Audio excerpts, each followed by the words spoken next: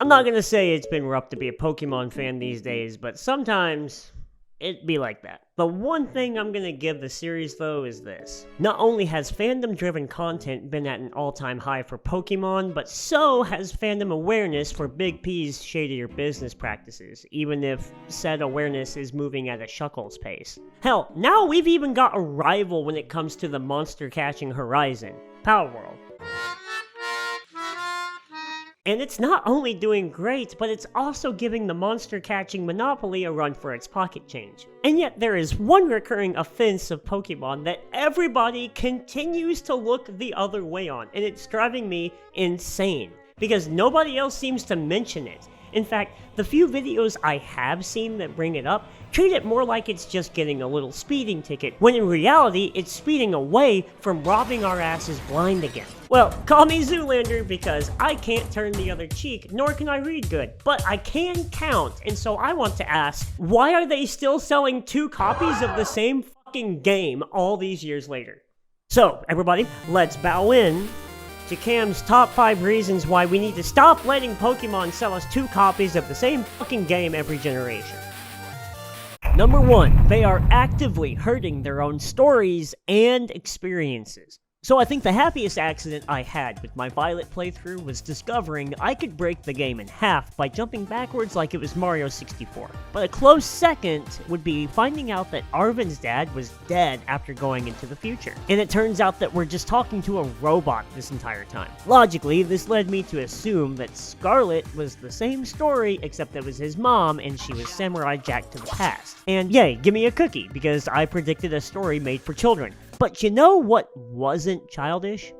How they handled the moment Arven realized his parents were gone. This was actually a genuinely cool moment. It's just a shame they ruined it by only giving us half the fucking story. You know, if we were in the good timeline, we would have only gotten one game that used both plot points here.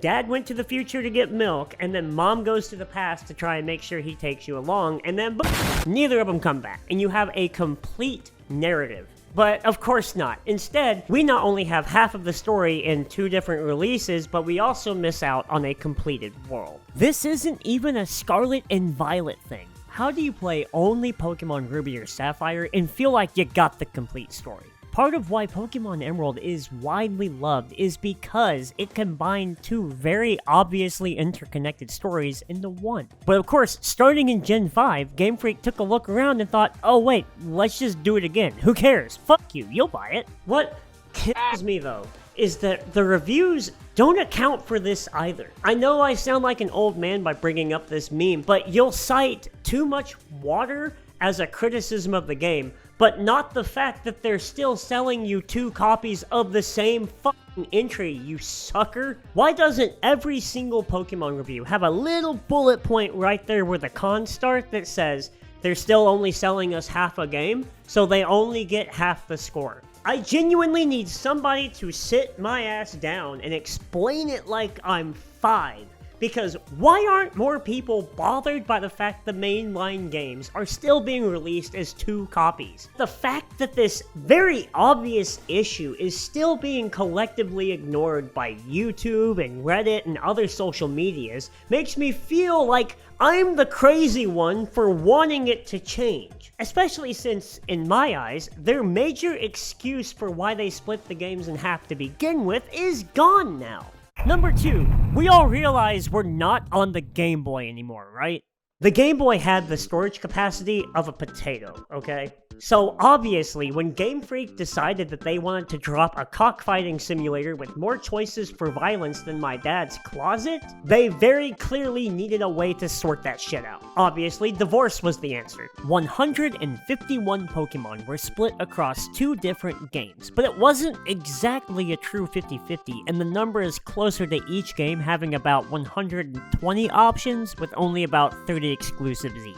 This novelty was cute, but we first got a sign of trouble when Gen 2 dropped a few years later and introduced another Benjamin worth of critters alongside 2 more copies of the same game. The one saving grace, however, is that we were on the Game Boy Color, and I didn't know this until making the video, but apparently, the color has like 3 times as much memory as the OG brick, and to give credit where it's due, Generation 2 also included the original region from Generation 1, and it even lets you throw down with the former protagonist, which is pretty damn cool, right? Yeah, they throw that shit away immediately in the next generation. Now, I might have a soft spot for Gen 3 since it introduced many of my all-time favorites, but this is also the same generation that removed any and all excuses for the games to be separated. While I can get behind releasing a set of Generation 1 remakes, there was no reason to not make it a perfect edition that took advantage of the new storage and hardware by making it one complete game. To add further insult to injury, both of these repolished shits were sold at full fucking price. They released 5 games that generation for $40 a piece, and they continued to do that shit until we got the Nintendo Switch, which, may I point out, is the current home console for Nintendo games. Not a portable, even though it can Optimus Prime itself into a portable experience that still somehow functions worse than a 3DS, it's still the mainline console.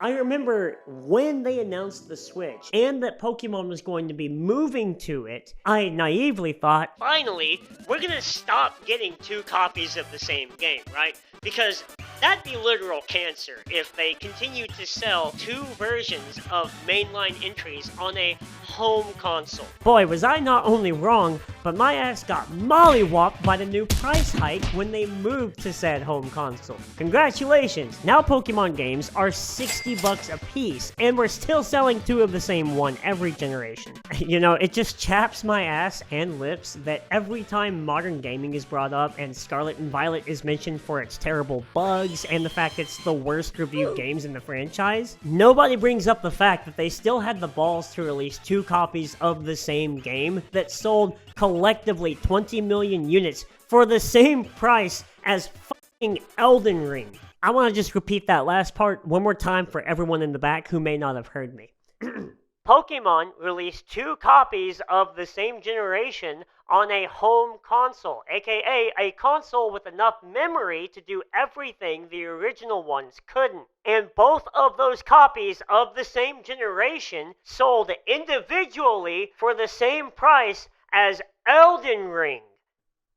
Are you kidding me? Are you out of your mind? And that brings me directly to point number 3. They're selling us half games at full price. Now listen, games are expensive to make, and game developers should be paid accordingly. I also believe that games should be released in a completed state, and at the very least, they need to be worked on by the developers until they are completed. Games, however, should not be arbitrarily divided up for the sake of wringing a few more dollars out of their consumer. Maybe if Game Freak spent a little less time making 2 copies of the same game every generation, they could have spent a little more time fixing the bugs before they got released. Pokémon Legends Arceus literally proved that they didn't have to make 2 copies of the same game to succeed.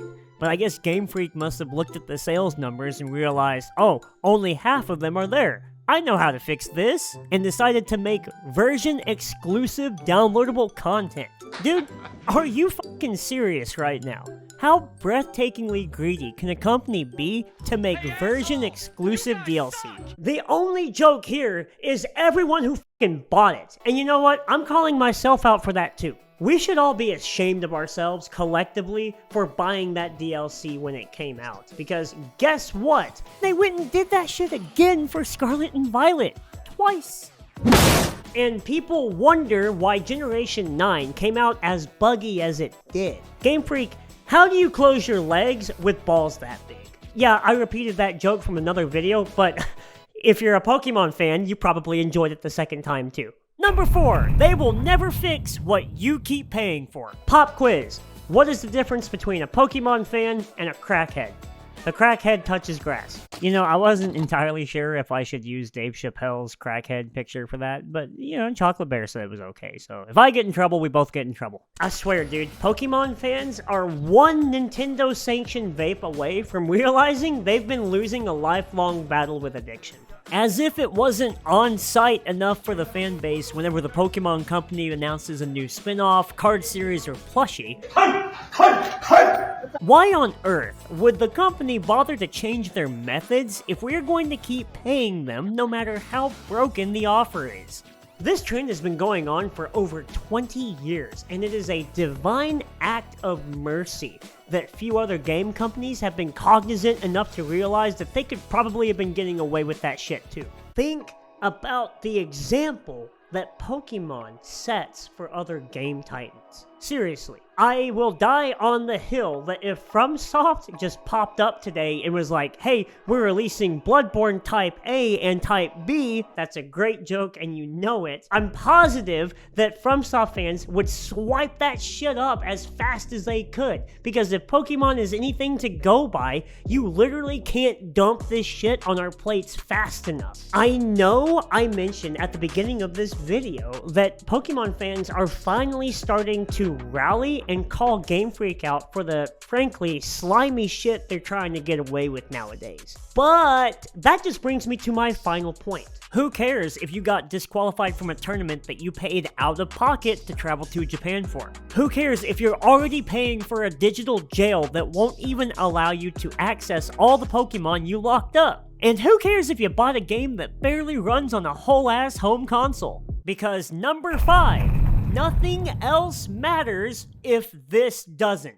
No other criticism of the Pokemon franchise carries weight in front of this problem. This is the patient zero of Pokemon development, and it is the source of every other issue wrong with it. I cannot stress enough that the fact they're still able to get away with this after all these years says more about us as consumers than anything else. Think about it. If we as consumers are still fucking dumb enough to buy 2 copies of the same game with every new generation, then yeah, logically, we're still dumb enough to buy version-exclusive DLC twice. After all, we're still dumb enough to waste our time building teams and using a system that might end up disqualifying us from a major competition. And we're still dumb enough to keep playing and spend hours grinding for a palette swap on a game that runs worse than the originals did 27 years ago. Because if we aren't strong enough to put our foot down on the shadiest of business tactics,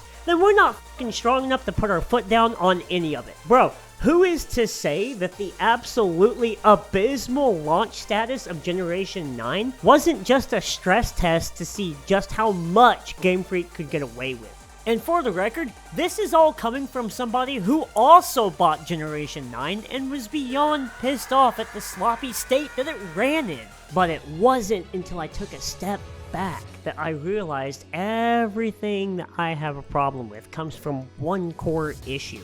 An issue that, to be fair, bothered me ever since I was a little kid, and it dawned on me we were all being bamboozled as hell. I've even asked my buddies in real life, who I will actually take a bullet for, why they don't notice this, and I've never been closer to chokeslamming anyone than I was when one of them told me, I guess it's just tradition at this point. Well, you know, bro, humanity's got a pretty up history with traditions, and all that tells me is that you're okay with traditionally being taken advantage of. I cannot stress enough that tradition is the biggest enemy of progress, as well as the best friend of gatekeeping. But, believe it or not, I didn't make this gigantic rant of a video to try and get people to stop playing Pokemon itself. Keep doing your challenge runs, and keep making your Pokemon lore videos, and keep watching the show, or playing Showdown, or the card game. But, guys, for the sake of your own dignity, please stop supporting the new releases. I realize that that's like asking an addict to just knock it off, but you should at least go to your rehab. Because if we aren't willing to take a stand on the shadiest of business practices, then we shouldn't be surprised when Generation 10 arrives with Pokemon Cash and Credit and those games don't even boot up. Oh well, that's been enough out of me today. Feel free to let me know down below just how wrong I am on the fact they're selling 2 copies of the same game every generation, and if you enjoyed, feel free to leave a like, it definitely helps. But until next time, guys, I'm bowing out. And I guess I'll fucking see you in Gen 10.